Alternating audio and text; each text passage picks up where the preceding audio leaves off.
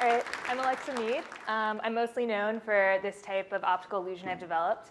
But before I get into it, I want to let you guys know that today I'm going to be talking about 3 separate things, so I'm going to go kind of quickly through my paintings. You can look it up online. So this is typical of my paintings. It's an acrylic painting, but it's not painted on canvas. It's actually painted on a real human being, on his, on his face, clothes, background. Everything gets covered in a layer of paint that makes it look like a 2-dimensional painting of itself. I could get deeper into how I came up with this idea, but brief overview, I was really interested in shadows, and I wanted to see what it would look like to put black paint down on shadows, and then thinking about painting highlights on top of highlights, colors on top of colors. Yeah, it's really ticklish in the ears. And this whole thing just kind of evolved organically, and all of a sudden I realized I was able to turn people into paintings. So, this is all, of course, without Photoshop or anything. I'd studied political science in college, and when I graduated, I decided to teach myself how to paint. And instead of practicing on canvas, I didn't really have people around either. I would paint on things like fried eggs, paint on grapefruit, and the acid would eat through the bottom, so it was like invisible ink. I had practiced by painting on myself. This kind of reminds me of like the Escher hands drawing each other. It works in multiple different styles. I've been trying to find a style that won't work. A lot of people think that, it's because I have a painted background that it makes it all come into place, but it works just as easily with the background on the DC Metro system. I can also create worlds where people can step into the painting, and it still holds up anywhere you go within the space, and then paintings can step out of the space. This was at the Exploratorium in San Francisco. And then also I do it on the street. So just have like living street art. It's there one day, it's gone the next. This is just in the studio. Someone told me this was their favorite, so I included it in the presentation for them. And then here you can see more of the process of painting.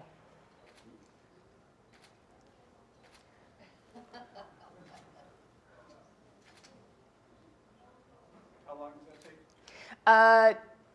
Painting the background and everything maybe is 2 days, but the actual time I need with a model is like 1 to 3 hours because I pre-paint all of the clothes and everything in advance.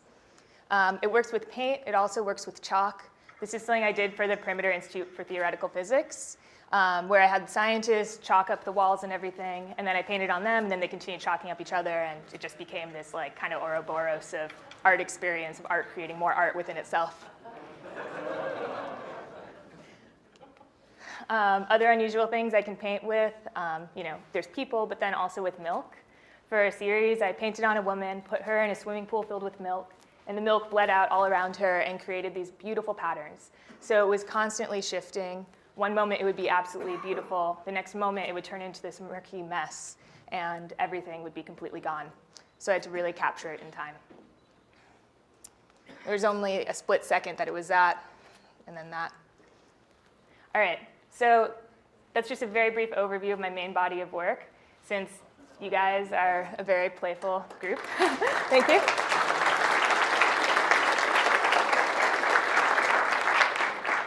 Okay, and I usually don't talk about all the stuff that's following, but you guys seem like the right group, and so I'm really excited to share. I've been playing around with making toys. There's this block shape that I've developed that allows you to make arches, build walls. You can build up diagonally with these blocks. They're really fun to build tall and knock over. And unfortunately, those are so big and bulky, I'm not really able to bring them with me. But I do have a travel version. So if any of you guys want to play with these, come find me. Oh, no, don't look at that yet. All right, back to the slideshow. Okay, but the toy that I'm really excited to share with you guys originally was inspired by some drawings I was doing of overlapping circles. And then I thought it would be interesting if I cut out along the edges of the overlapping circles different pieces. And I created my own set of tessellating tiles from them. And then I decided to laser cut them out, and you can build all sorts of beautiful patterns in like a million different ways. If you want to make it more challenging, you can fill out a template. This is really addicting, and I actually don't allow myself to play with them at home anymore. because like when I'm not playing with them, all I start thinking about is the next time I get to play with them. And so I have to like do it in very controlled environments. So I'm allowing myself to play with them here. I have plenty of samples if you guys want to play with me. But I got so obsessed with them that I started thinking about other ways to incorporate these tessellations into my life.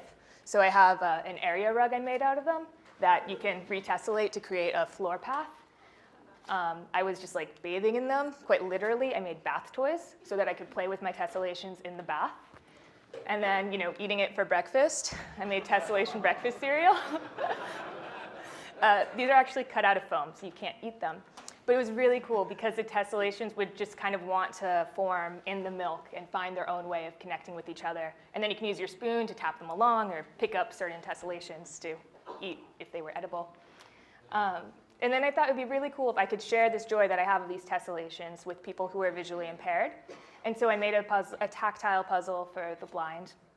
And I'm really particularly interested in Braille. I'm like kind of obsessed with it. I've been learning it for the past 3 years. The irony is I can only read it by sight and not by touch. So if I were to go blind, it would be useless. But something that's so cool about Braille is that these series of dots, they all represent certain letters.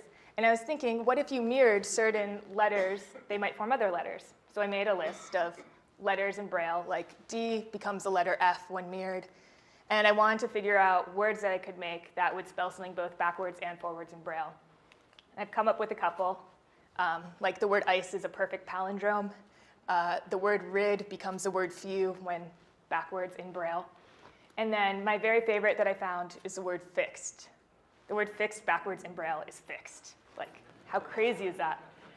And then, thank you. I've never shared this with anyone before. I was just like, this is too nerdy. And then someone encouraged me there was no such thing as too nerdy here. So thank you, guys. And as like an extra puzzle, there's at least 2 more Braille palindromes that I'm aware of. There's probably more, so you guys should get on it if you want to write down these letters or talk to me later. Oh, and everyone's taking pictures of them. The only ones?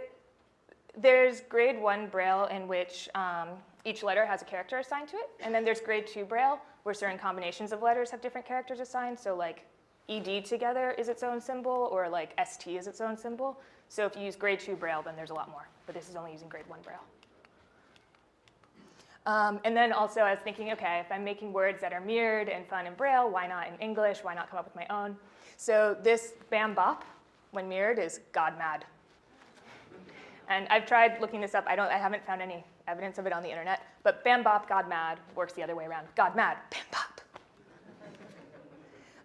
Okay, so those are like fun things. But now my fun house. My boyfriend Chris Hughes and I are transforming our entire home just for fun. We have rainbow stairs with reflective mylar foil on either side. And as you're walking up and down the stairs, it's like absolutely hypnotic, probably even dangerous. People leaving our parties typically have to go down on their butts, because after one drink, you like do not want to try going down. We have mirrors all over the house. The first one's at the top of the stairs. And when you go up the stairs, you'll see in it a lovely sign that says welcome. And then you turn the corner and you realize it actually says Emiclew. So you first encounter the welcome to the house backwards through the mirror. It's a symbol that you're going through the looking glass into the world of Emiclew. We have mirrors serving other functions. While lying in bed, we're able to see out of every window in the house at the same time because of strategically placed mirrors on hinges. So none of those are actual windows. Those are mirrors reflecting windows in different rooms. Some of them zigzagged around corners. Yeah. And then there's another mirror that zigzags down. So it's really easy to get lost in our house with all these mirrors, hidden turns, and everything. That's why I've provided a handy map for you guys.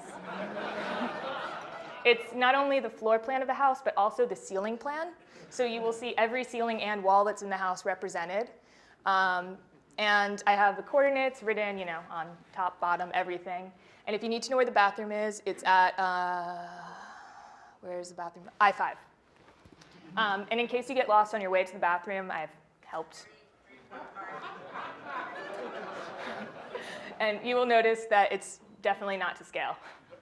One of the things I find kind of special about that map is that I just kind of based it really loosely on reality, drew the map, and then when it came to the coordinates, I then took the coordinates from the map and applied it to the real world. So it kind of reminds me a little bit of a Jorge Luis Borges short story. So if I'm going to have a treasure map, I might as well have buried treasure. It's our cellar. Sketchy letter. Talking about laundering me money. It turns out that termites have been eating it. So it's like the evidence just gets slowly destroyed. I'm not sure if you were able to hear that, but yes, termites actually ate that sketchy letter I received.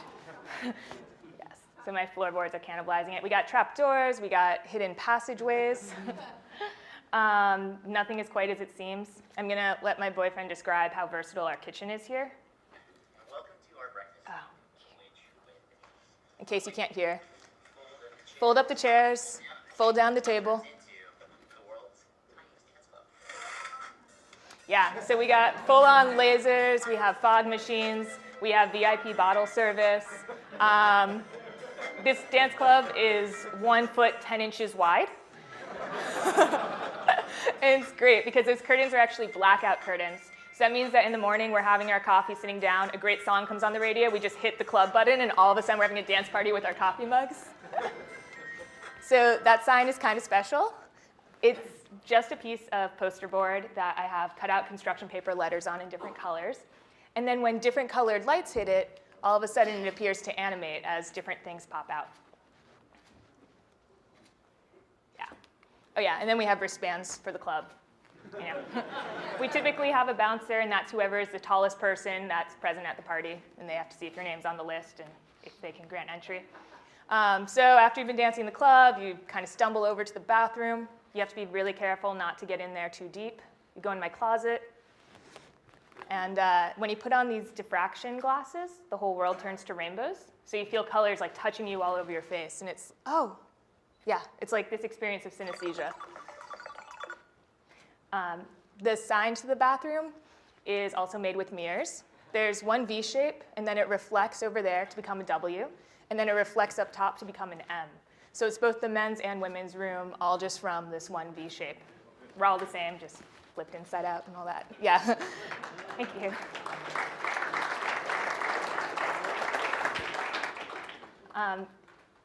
Yeah, and then this is like a little love note I made for my boyfriend that I cut out of the paper. It says upside down, the upside is, and then right side up, I love you. So when read in the mirror, it's the upside is I love you. You flip it over, the other one, the upside is I love you. So each side is both the upside at all times. And I wanted to figure out a way to distill this down in a more like succinct way. And so I came up with the official currency of the Funhouse. If we can get this on over here. Oh, it's a bit small to read. Anyways, so it says UP up. Oh, nice. Okay, so it says UP up, and then you rotate it 180 degrees, and now it's DN down. And then when you flip it over, we have UP up, rotate it, DN down. So at all times, it's both up and down. It's like in a superposition of states, kind of like a maybe quantum qubit, and it's also some weird currency like a Bitcoin. So these are called qubit coins. If you're wondering where you can spend your qubit coins, we are just going to show you on your way out the door. Yes. Our bathroom medicine cabinet is a gift shop. If you've forgotten your qubit coins, that's all right. We take credit card, we take American Express, MasterCard, Visa through our Abacus card reader.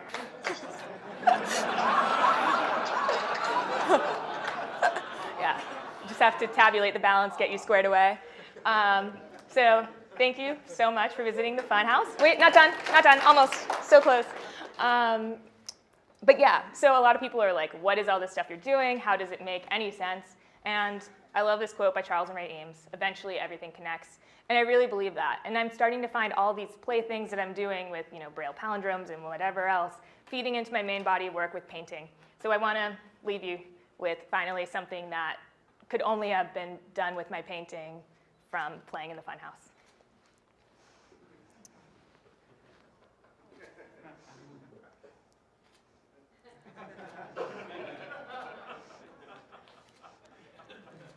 Thank you.